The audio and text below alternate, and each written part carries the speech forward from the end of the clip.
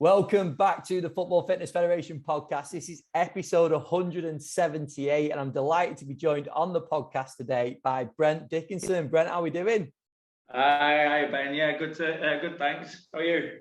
All good, thank you, mate. Now, as I introduce your title, I'm going to be very careful because I've been warned about this before. Head of Strength Conditioning at Nottingham Forest, not Notts Forest. I'm not allowed to say Notts, am I? No, mate. No, it's Nottingham Forest. Yeah, you'll get shot. I've been told that don't go down too well in the local area. So Nottingham Forest, head of S&C. That's correct.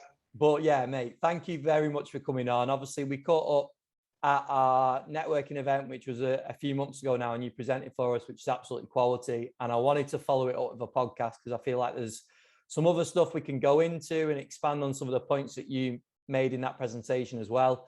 But just kick us off, your career so far. Do you want to give us a little rundown on the clubs you've been at, the roles you've been in that have led up to the job at Forest? Yeah, sure. I've probably been around for a long time now when I look back. So I started off back in 2005.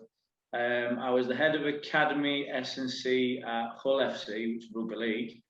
So I was there for a couple of years doing that role, and then a full-time role came up there as well. So I worked part-time whilst doing that. A full-time role came up. Sorry, can you hear that noise? No, it's cool.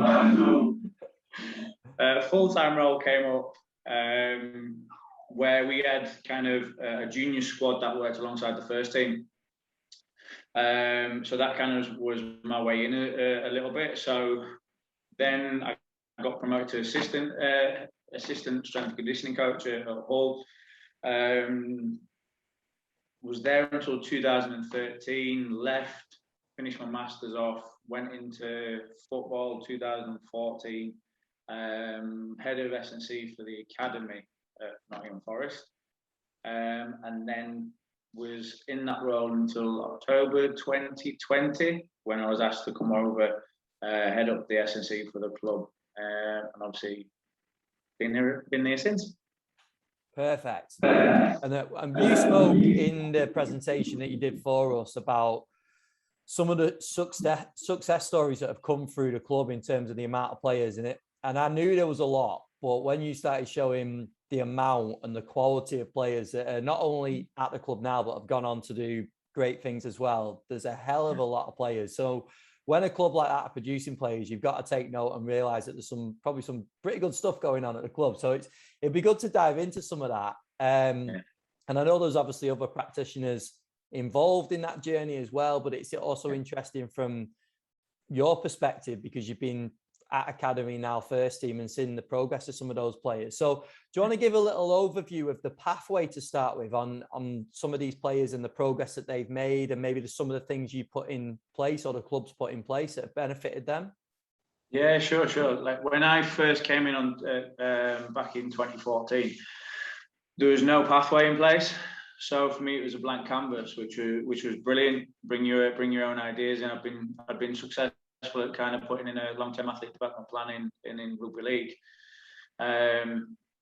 where we produced a lot of players that have gone on now, and I'm watching the telly on a Friday, Saturday night, and I'm thinking, oh, I worked for you when you were a little boy, So to see that still going on is been class. To now, obviously, when we've done it in football, I started off quite brutally as such, because it was the guys that were over in the 23s that I probably had to make the decisions around December time. So it was, right, we're going to have to kind of lay it down and say, right, we're going to be brutal here. Who's actually going to make progress within this? What can we do to actually say, because we're going to probably have the least impact on you? All the way down to, at the time, it was the 15s. That was my kind of where I got stuck into a little bit. It was 15s to 23s. What can we impact now? What's going to be later on? And kind of the people that I see that have had the success of that and the first ones to get it was one of the lads that's in the first team now, who I'm currently working with, Joe Worrell. So, he was the kind of the first person to impact as such, him and Ryan Yates. Obviously, they're first teamers now.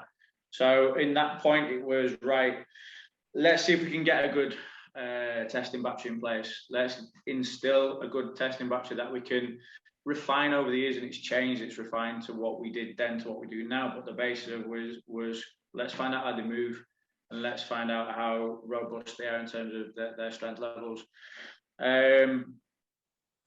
And then put a program in place from the 15s to 16s that was age specific, and then the 18s and 23s. So we had more impact definitely off the 15s.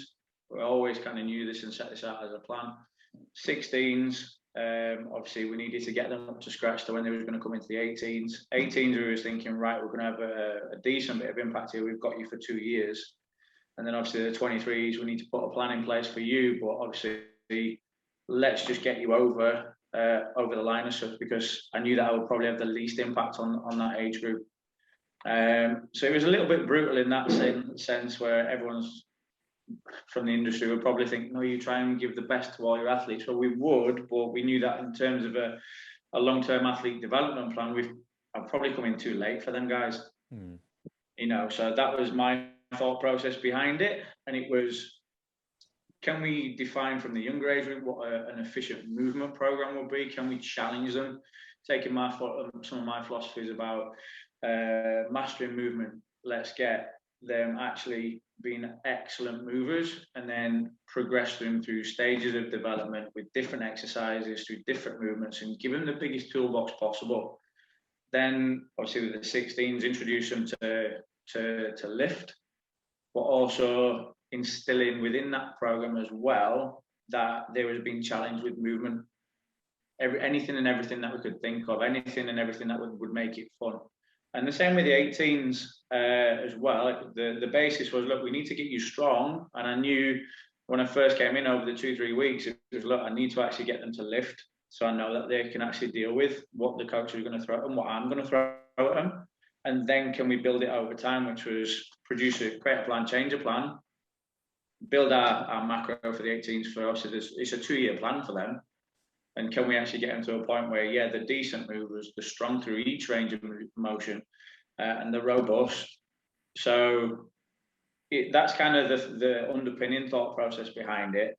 And then we can start to put the cherries on top. And like, it was kind of a new staffing when we all started at the same time. So it was, even speaking to 23 sports scientists, I still linked in and did their strength work. I was like, look, normally we'd put all the cherries on top to your athletes if they was in a decent place, but they're not. So we're going to just really be basic on some stuff we're going to do, get them over the line. But in my head, the next batch are going to have these second years.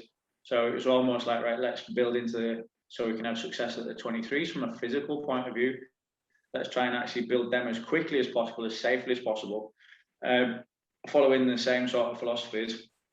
But then they'll be ready for the 23s, and kind of took a staged process through it.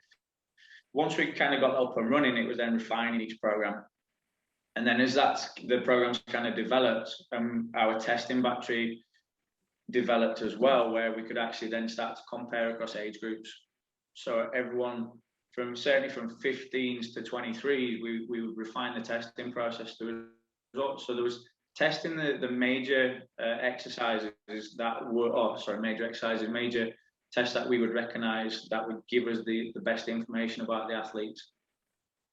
And then we can compare across age groups where they're at, how far or how big the gaps are. Certain elements, the gaps might have been like this, they might have been like that, you know. So we was trying to actually refine the process to how big they are, and then we can start to change our program to kind of develop them areas a little bit, but obviously specific to their age group. And it just evolved, and it's gone from there. Perfect. No, that's a really nice overview. But from what you mentioned earlier on, coming from rugby and putting in place a long-term athlete development program in rugby and then having to do it in football, can you talk about some similarities, but also some differences? Obviously, we're talking about different sports. Yeah. But you've put a model in place in 2 sports. Like, what were some of the similarities, some of the differences across the 2? Well, my philosophies and my beliefs are that I'd like my athletes to be strong, fast, fit, and powerful. 2 completely different sports, but then it's understanding what your actual needs are from it. So acceleration. We need that in both of them sports. They need to be strong. The strength in different ways, and actually to be able to accelerate, to decelerate, to change direction. Very similar in terms of what you need. It's just a different ball. You know, you're actually smashing into people in rugby league, but obviously in football, in certain terms, you might a little bit, but you know, it's different in another sense. So, but there's certain aspects there. When you're talking about the youth, we need them to move really, really well. We need them to produce force. We need them to be able to jump. We need them to be stable. We need them to be robust. We need them to have certain amounts of eccentric strength. We need them to have strong adductors, abductors. You know, so the similarities are there. It's just then what they do out on the pitch, which is slightly different. We don't need them to be bodybuilders as such within the gym. You know, we need them to be strong, robust athletes. So it's then what you actually put into the content of the session that is then specific to the sport. Within the youth system itself, we're trying to create the biggest toolbox possible. If I went to a job and I was a plumber, I had 3 tools instead of 6, I'm not going to do the job very well. You know, if we try and create our athletes within the gym, and certainly over in the other building, which is behind me, we need to give them the biggest toolbox possible to be then, if they do happen come onto the pitch and they're put in a certain position that they're not used to, or at least can they be strong enough to deal with it? So within some of the work that we did over there, some fun stuff in terms of challenging them through different movements, through gymnastics movements, through stuff where there was challenged in terms of balance, proprioception, etc., etc. Can we then also ensure that they move within their strength session as well? So once you've actually, I'm a big believer in that. If you do that with youth and you're trying to build the biggest foundation and the best foundation possible for your house, the bits as you get more specific as you go further up the chain is easier to do. You know what I mean? So actually getting either to squat, to lunge, to RDL, to whatever, to do all the power, all the speed elements to it. That's much easier if you've got a very, very, very good foundation and it's solid and stable. So that, to me, that's what we implemented over in when I was there in rugby league. This is what we did within football. We give our athletes the biggest and the best chance to create a good foundation, a good strength base, a good foundation for their house. Then as they started to get older, we then challenged specifically to the sport what we needed to do, or athletically towards the sport as such. Yeah, brilliant. Yeah. So is it fair to say then one of the biggest differences, without putting words in your mouth, and correct me if I'm wrong, is the culture in terms of gym work between football and rugby? Because you look at rugby players, like they're going to be used to being in a gym environment, testing themselves in the gym, and then football obviously is catching up. We're getting to that point, but would you say that's the main difference? A little bit. Quite a lot of people would say like, oh, they love the gym. They're sticking the gym in rugby league. Yeah, but the similarities are very, very similar in terms of, I've known rugby league players hate the gym. Mm-hmm. You know, and I know some footballers that love the gym, and I know some footballers that hate the gym. But the similarity between the two is both that I've spoken to from all age groups have all turned around and said, I have to do it. I know that if I want to get to where I want to be, I know I have to do it, even if I dislike it. God, I'm the strength coach, and there's certain elements to it I dislike, you know, when I'm training. But if I want to be where I am, obviously I need to do it. But like that's me. The players. So there is, yeah, I agree. There is definitely like a cultural perception that our rugby league players will do it, and they have to be in there. Trying to create the culture in football when I came over is slightly different, but as it's grown within the club, the similarities I am seeing are very similar in terms of their attitude towards it. Now, certainly from some of the younger ones that have made it and come higher up, some of the older pros that I speak to, some of them tend to realise towards the back end of the career that, yeah, probably if I'd have only done this when I was younger, it'd be all right. And then some of the younger ones work their way up. They know some of them dislike it, but they know that to do it, it will keep them out on the pitch and they can do their job what they're to the best of their, it'll help them do their job properly as such, or as best as that they can do. So, but creating that culture, yeah, it was a little bit of a challenge at first. And for me, coming from that background of, and being young and naive to like, look, this is what we do. We're in the gym, we're doing this. This is, and actually walking into that culture and trying to understand it more as I was younger, as I've come across the football. The first massive shock to me was obviously realizing that they had nothing. There was no plan in place. And I was like, right, okay, we're a professional club here. Why is there nothing in place? So then actually thinking, right, how can I do that? And you're taking athletes that were, well, we're not used to doing this. What we're doing this for? What we're doing this for? To then actually, you hear it a lot where you become a salesman almost. To salesman / and you hear it a lot, a salesman / educational. And to me, to actually create that culture, the biggest thing that I found, rather than trying to be a salesman and selling it just to get what you want, the educational side of it for me seems to work quite a lot.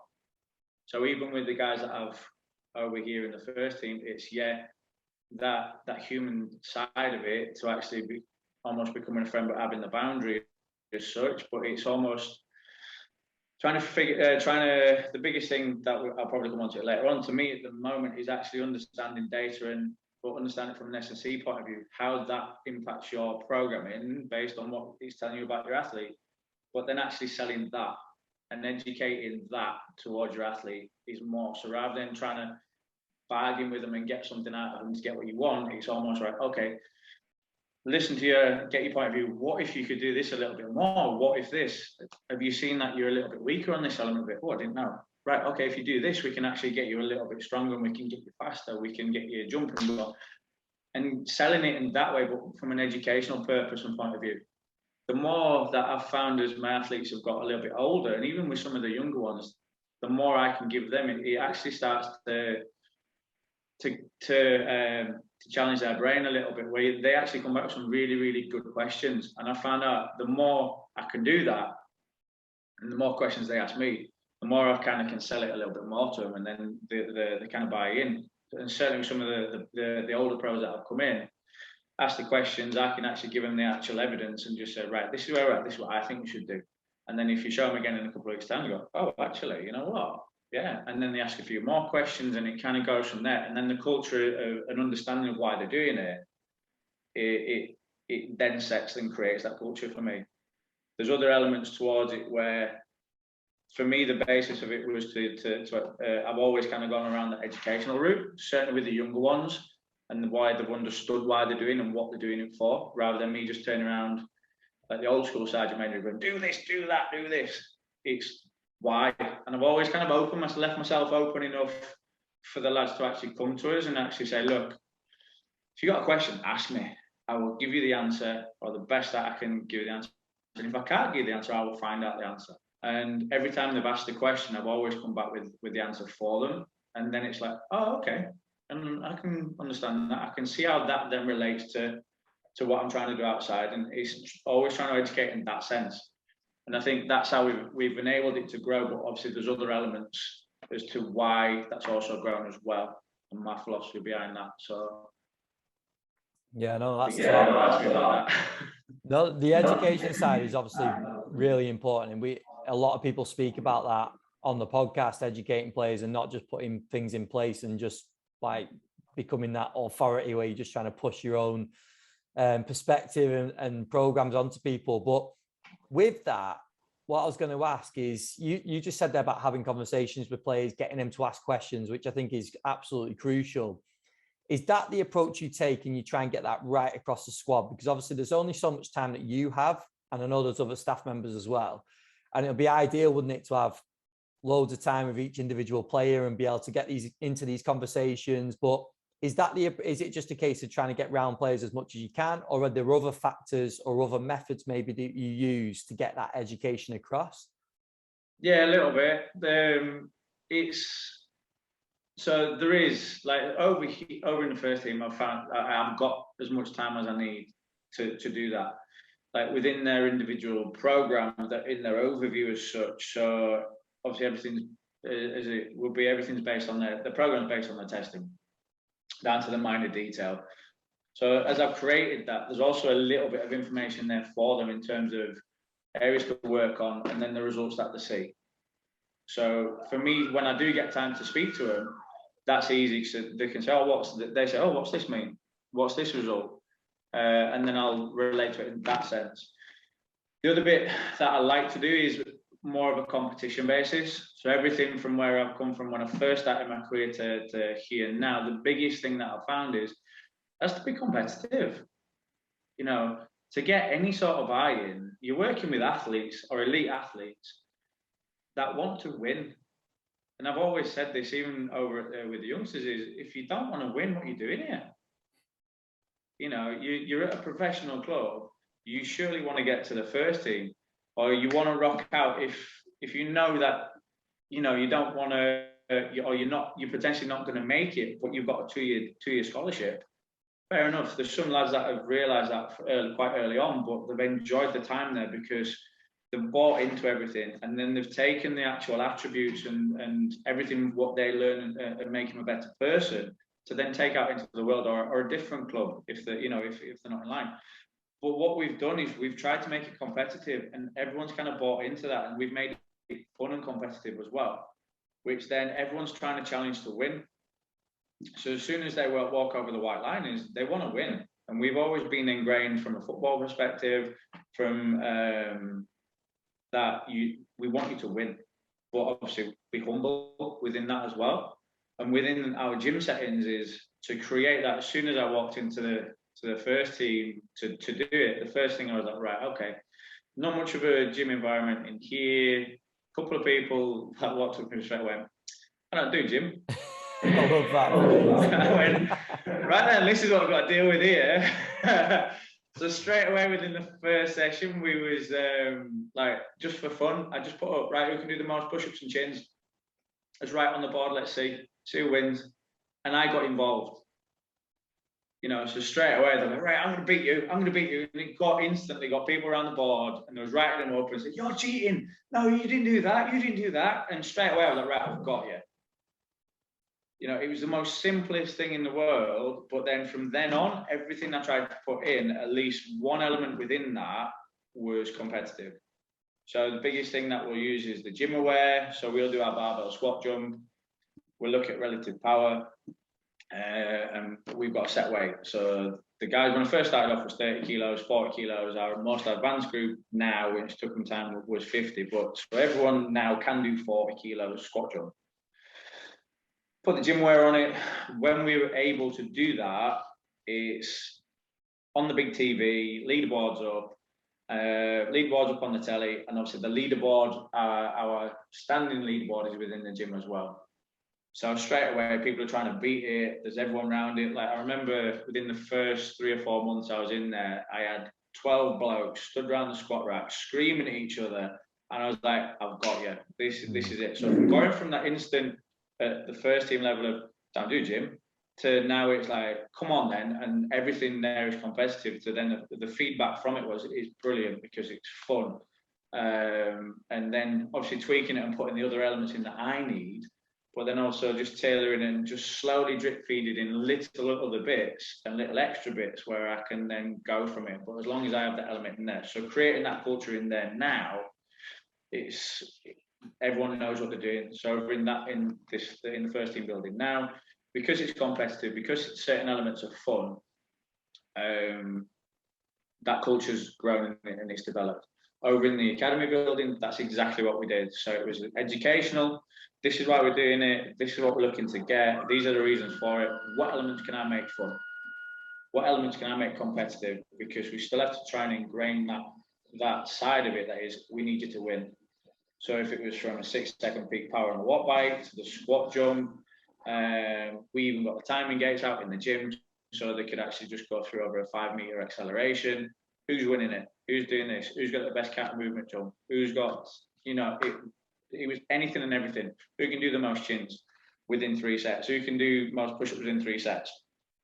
There's little details like that, and it went down really, really well. So again, from that culture from the 18s having nothing, to then them having this competitive environment created not only on the field, but also in the gym setting, it just snowballed and created that culture. But then keeping track on that and where they're progressing to is then obviously, yeah, that's brilliant. You've now created your culture, and then it was like, right, let's see if we can keep track on it. How can we change it to make it age specific?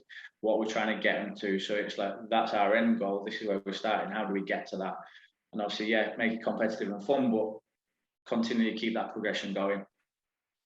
Mate, that's so good. So good. Really good insight. And I know a lot of clubs will use elements like that and get the competitiveness in the gym, and hopefully that is across the board. But it's really cool to hear like how it's progressed and how it got to that point of players being stood around the squat rack. Like you say, at that point, there's a lot of benefits going on without the players really realizing it, isn't there? Yeah. Oh, massively. Like I remember one of the players that actually come through the academy, one of the goalkeepers, and he turned around to me and went, mate, this is brilliant. He said, all the players are chatting about it in the changing room. So all the first team are chatting about it in the changing room, saying, look, I'm going to beat you. I'm going to beat you today. I'm going to beat you today. And he says, it's just class. And like from then on, I was like, right, we're on a roll here. This is brilliant, you know. And I was going to ask a couple of things on that. First of all, did you win the push-ups and chins? Of course. Well, push-ups. And then secondly as well, you mentioned just before about knowing when to make it competitive and then when to not, basically, because like you said, players are competitive animals, aren't they? They want to compete with absolutely everything. Yeah. So there is going to be a line of like, okay, this is the stuff where you can compete. This is where we want that competitiveness to run through, but this is the stuff that maybe needs to be a little bit more focused or whatever. Like, what is that for you? Even so, we normally, if I think about it from an academy setting, and when we do it over in the first team, obviously it's dependent on when our schedule goes. While I'm over here now, usually I'll try and get something within our strength power session. So potentially maybe if we do, it's our second session. Our first session throughout the week, I used to be able to get it done, and it was mainly on the squat. So if I had specific velocity speeds that I really wanted, then obviously I could get it up, get the gym wear up, look at whatever variable I required, and try and make it relative to body mass, and try and get some competition through there.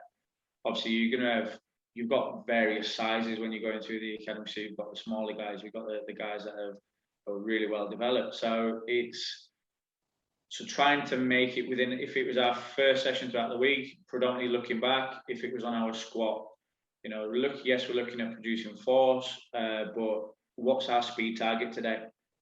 And then once I have that, and obviously doing it safely,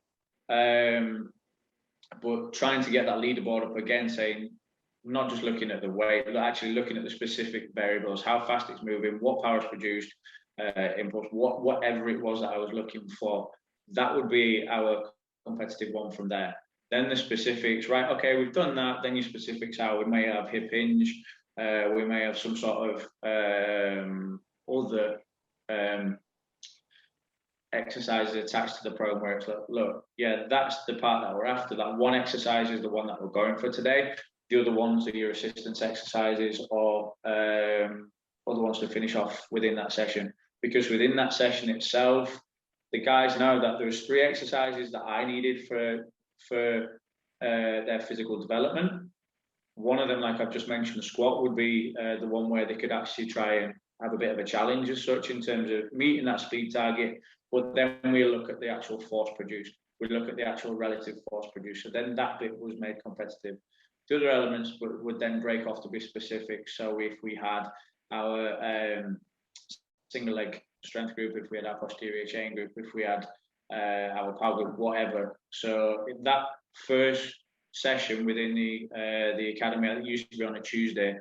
That's how we'd roll. It would then be the one on the Thursday where we'd be looking at power, where we could make it more competitive. We could put in the CMJ, we could put in the squat jump, we could put in the watt bike. So we had probably 3 elements within there, and overall winner for the day as such within that strength power session.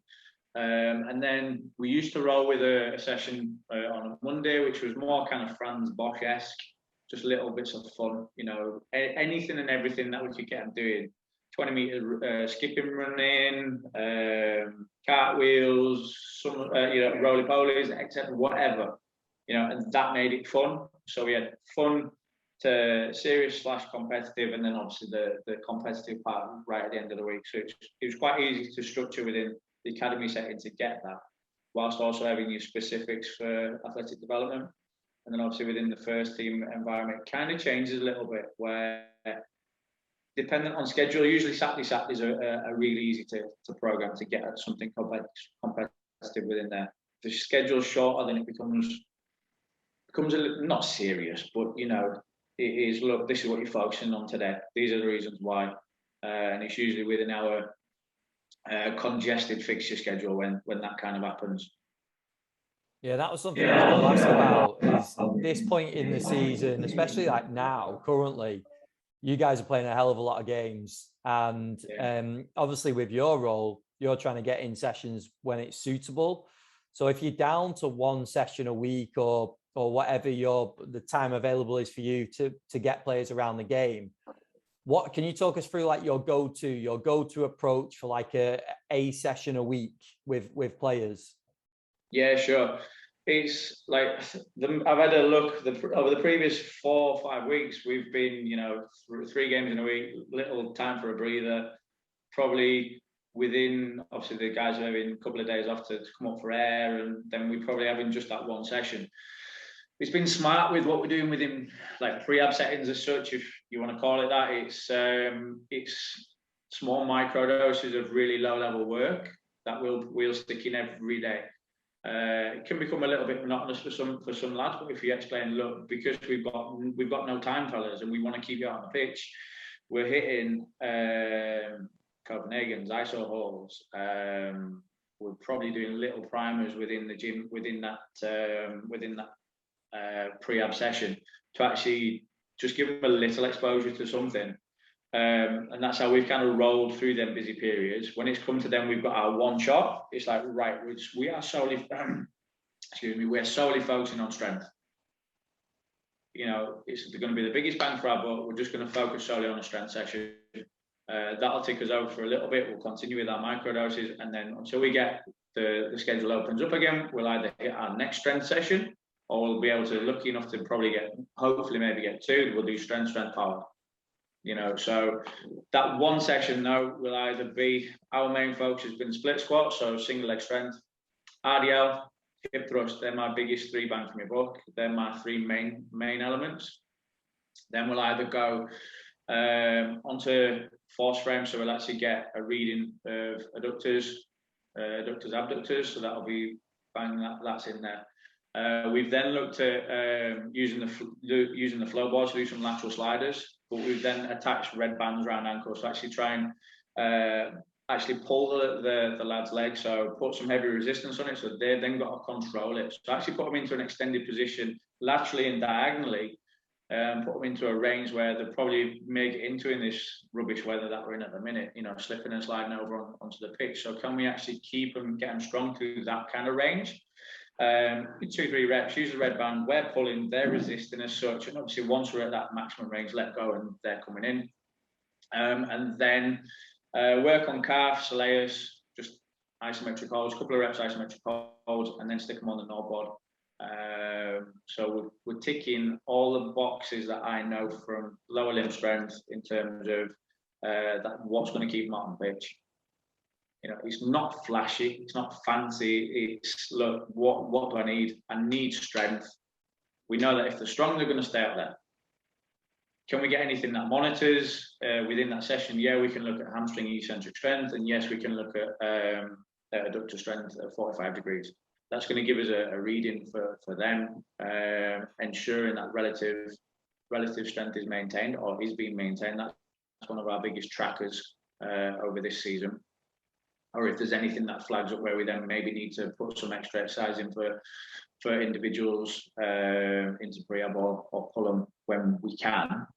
But then it's, look, right, we need hip hinge, so we're going to go hip thruster, single leg work, and RDL. So work from hip, work from knee, and then isometrically we know we're going to get that through within pre-ab.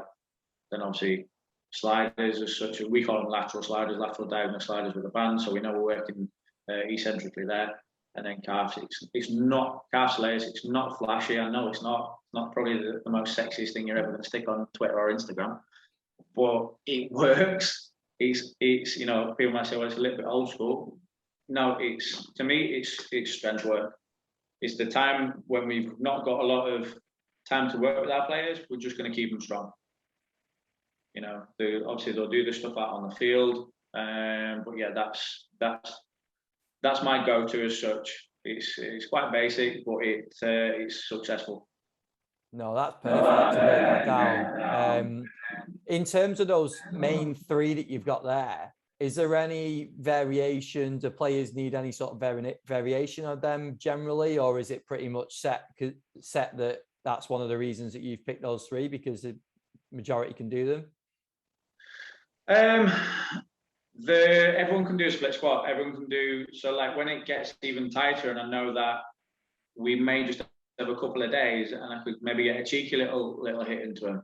We can reduce that and go obviously dumbbell. I like to go dumbbell Bulgarian, single leg strength. Okay, we'll still do hip hinge, so we'll still do RDL. I'll just vary the weights towards them, and then hip thrust. We may change from barbell. We may go from floor to on a box, or we may then go to dumbbell single leg. So if it was a really kind of low level here, I would generally go with the three main ones, which was either, some players I'll change rather than Bulgarian to either a pistol squat or a TRX pistol, or just an actual sit down. So a goblet, just sit down single leg to a bench. So we've got three variations within that. And know that the majority, well, all of my athletes can do an RDL. So I'll either just vary the weight to make it lighter, depending on obviously what the week looks like. And like I said, I either go dumbbell hip thruster. So I know that we're just working through, to me, the three main elements that I need from there. I know that isometrically, if I need to work hamstring, we're going to get that within pre-ab. We're going to get enough microdoses for that to work. And then if we need to obviously put in a lower level dose of Nordics, we will try and get that within no more than 0 to 14 days. So we'll try and maintain that when we can for them. With the other, if I was looking at my main session, because I know that a lot of everyone can do a Bulgarian or something single leg wise, a split squat is it's easy for all our athletes to do. Load it up single leg. Obviously, the weight may change, but I know then at least a better single leg strength work. In terms of RDL, depending on what I want, we'd rather put bands on it and look at velocity. Some people, depending on deficits that we know or previous injuries that they've had in the past, we might have gone single leg. And not single leg where they're going into like what I would call a Superman. It's a split stance assisted. So we can still get enough load through that and then work single leg wise for that. In terms of the hip thruster, it's an easy win for me to get some actual good load through for hip extension. So we will try and load that as much as possible. Perfect, mate. I appreciate you going into that. I think it sounds basic, doesn't it? But I think it's really important to discuss this because there's rationales behind it, and it's at a point of a season where it's, I was going to say not ideal, but it's part of what we deal with, isn't it, in football? Like the performance is the main driver, and everything around it has to be rationalized like you've just done. So I think it is a really interesting discussion around how it fits. Yeah, look, to me, I've always listened to this with other practitioners and over the years is, what do I get paid for? I get paid to make sure players are out on the pitch so the manager and the coaching staff can work with them. I know that if I keep them strong and obviously work on the other little bits when we can, the biggest thing is keep them out there. If they're strong, then they're not with me, they're outside. Do you know what I mean? I don't have to work with anyone through rehab, because if I can keep them strong enough, hopefully I can make sure they're robust by working on the other little elements within pre-ab as such at the beginning of the days to then ensure that they can do their jobs out on the pitch. So I always kind of mark it on there. I can always do the flashy stuff when it's needed. You know, if we're going to work on power, then let's try and periodize when we can best do that. And I think it's the biggest thing that I've found out from coming over from the academy was that we probably had what I would look at by the time I left, one of the most advanced programs I'd ever developed. You know, and it was exciting to think, wow, there's loads that go into that. But then you try and take that and move it forwards, and you actually realize you need to strip that back a lot. You know, what are these guys over in this first team building going to get? Where are they? What do we need to do? And how am I going to keep them out there? And sometimes I needed to strip back some of the flashy stuff, and it's just right. Okay, let's go back to basics here. What's the biggest bang from your book, which is strength session plan. There's basic strength that's going to keep you out there through this time period when it's so intense on them. And obviously they're obviously going to be tired from obviously all the games and everything that they're playing. So strength, easiest thing to do. It's not flashy, but it works. Then when we can, and when the timing's right to do so, let's do our strength power stuff. You know, so then we can start to get a little bit more nitty gritty and to try to push different elements that we need to. But yeah, I've always stood by it, and it's worked for me so far. Perfect, mate. I think that's a really good way to sort of wrap that bit up, and we'll get into some of the quick fires that we finished the podcast with, which I know you're looking forward to. So first one being, who are some of the biggest influences on your career so far? So Dan Baker's a big one for me. Obviously coming from rugby league as such. So I've always liked the work that he's done, how he speaks about velocity-based training, and some of the other research that he's done. So it's always been a big one for me, and there's so much that you can learn from him, from velocity-based training, from power, from strength. So to me, he's been a really big one for me. Eric Kress is another one that I always used to love reading his little blogs that he used to send out. Franz Bosch, I mentioned him earlier on, some of the stuff that he does in terms of challenging the athletes, you know, so we've developed from there. And then there's loads of people that I've worked with, but I was lucky enough when I first started, I had about 3 or 4 different S&C coaches that changed over fairly quickly. But taking notes from them really, really helped. I think the 2 of the people that was quite big when I first started out, Dave Joyce, I was lucky enough to work with him for about a year or so. Paul Devlin, I know you've had him on. I think you might have had him on, but I know that he's been on a few podcasts. Who's that? Sorry? Paul Devlin. I might have got him mixed up with being on your podcast, but I know he's been on a few podcasts, and I've worked with him as under him, and again from a rugby league background. But Paul's excellent practitioner. Very influential in terms of guiding me in terms of my career, different elements to work with. And I think that's about it. I know I've probably missed a few, and I know somebody's going to hammer me for not mentioning them. No, that's always the case though, isn't it? But no, Paul actually hasn't been on, so I'll have to reach out and get him on. But there's some top names there, mate. Some really good names. So I appreciate you doing that. Next one. What would you say your biggest strength is as a practitioner? My attention to detail as I've grown up. So like my biggest strength is attention to detail, organisation. I think I've always been one that's ensuring that I'm organised. My wife will say different. But ensuring that I'm organised, certainly in my work life. So making sure that I know what's going on and ensuring that I've got a plan A to D at least. So organisation for me is a big one. And as I've grown up, I've wrote notes here if you can see me looking.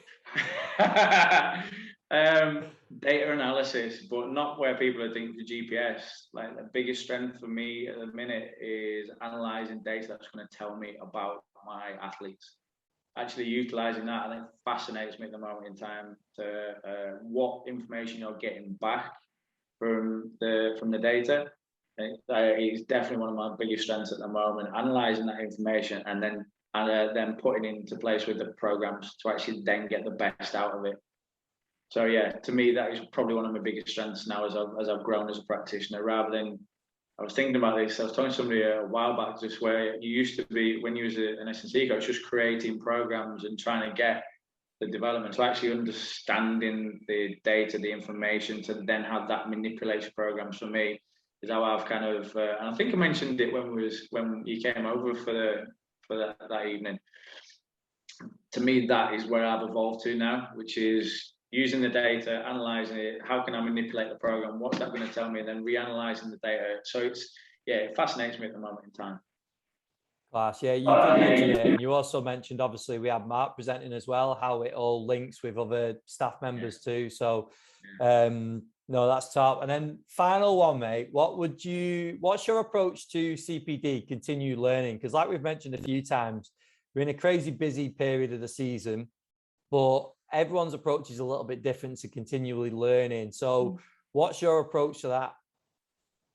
Well, I know we spoke earlier, and I'm probably going to say it as well. I'm a little bit of a recluse and keep myself to myself when I'm in my car. I've got a nice hour-and-a-half journey because I'm so involved in day-to-day life and put so much time into it. When I get that time to myself, like quite a lot of practitioners say, I listen to podcasts, I do this. I think the only podcast I said earlier to you was, the podcast I listen to is how to try and learn Spanish. And I do 15, 20 minutes a day on my drive in, and then it's music on, completely try and switch off before I actually get home. So when I do get home, all like the stresses and what have you are gone.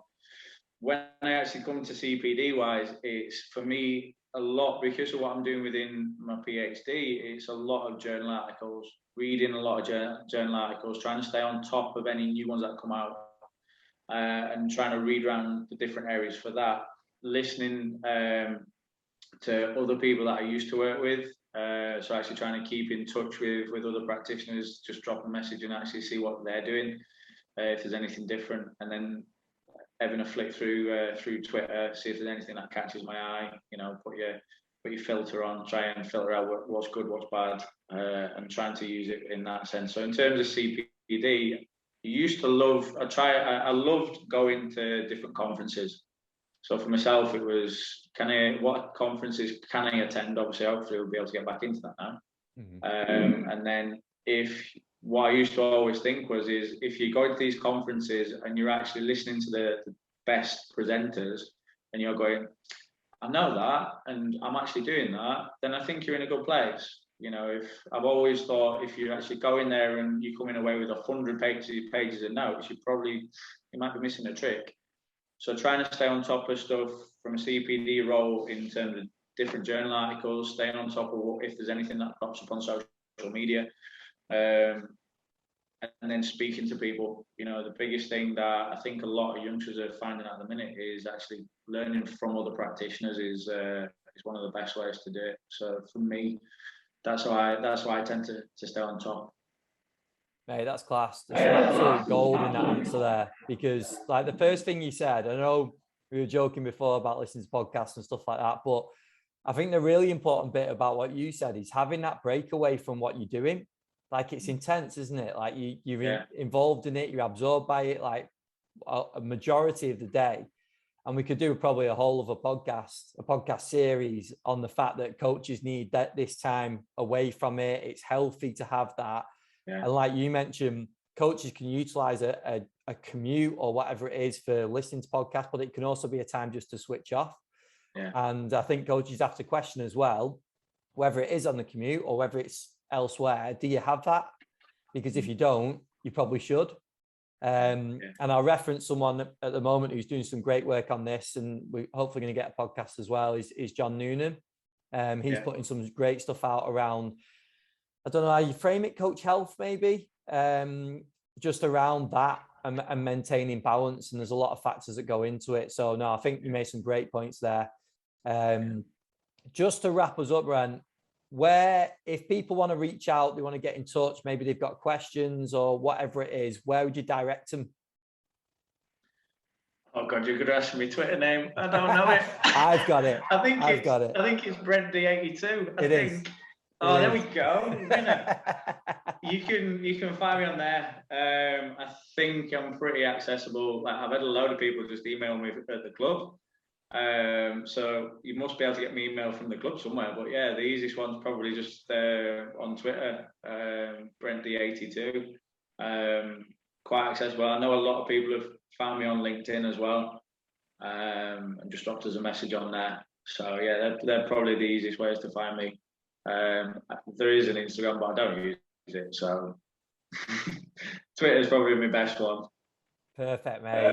Well, this has been class. Really, really good to catch up. I've really enjoyed it. Thanks for having me on. Mate, it's been some top stuff in there as well. Some great stuff you covered. So I really appreciate you doing that. And hopefully next time we speak, I don't know if it's worth mentioning or not, but there might be Premier League. Let's hope for a little promotion. Fingers crossed.